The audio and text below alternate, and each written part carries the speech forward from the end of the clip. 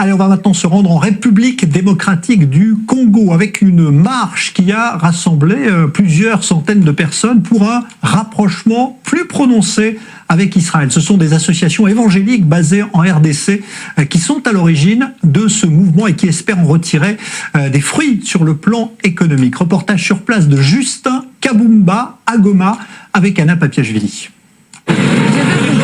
Drapeau congolais et israélien à la main, ces habitants de Goma réclament la reconnexion de l'Afrique à l'État hébreu via la République démocratique du Congo. Ces fervents chrétiens congolais considèrent Israël comme le pays d'origine de Jésus-Christ et donc une terre de bénédiction pour les Africains.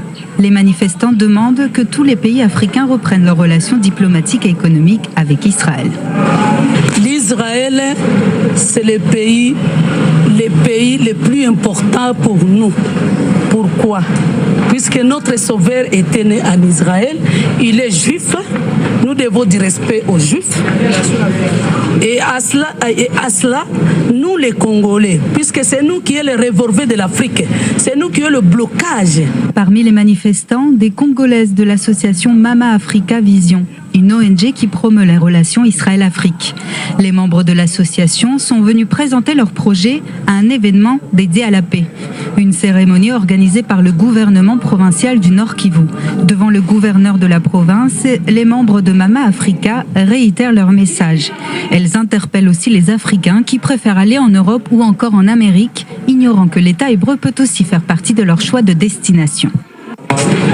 Je voudrais lui informer que l'importance, donc pour que le Congo ait la dédicace et aller de l'avant, il faut d'abord la réconciliation avec Israël. Le président a fait le pas.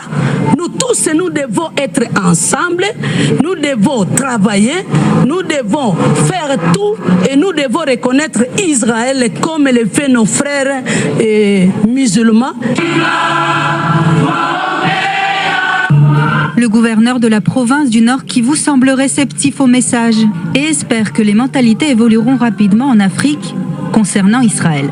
Je crois que ça a été pour nous une sonnette d'alarme pour la conscience collective, la conscience nationale, au fait d'affronter les défis de la République. Et je crois que c'est un très beau message d'interpellation qui a été lancé à l'opinion congolaise, à l'opinion du Nord Kivu, par les différentes associations féminines de la province. En janvier dernier, l'ambassadeur d'Israël en RDC, Oren Rosenblatt, a rencontré le chef de l'État Félix Tshisekedi. Le diplomate israélien a invité le président congolais à se rendre en Israël. Une visite qui aura peut-être lieu cette année.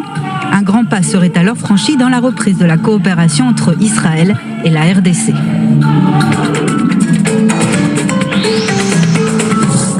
Alors on parlait tout à l'heure du rôle de la France et son soutien apporté au Tchad dans l'épreuve que traverse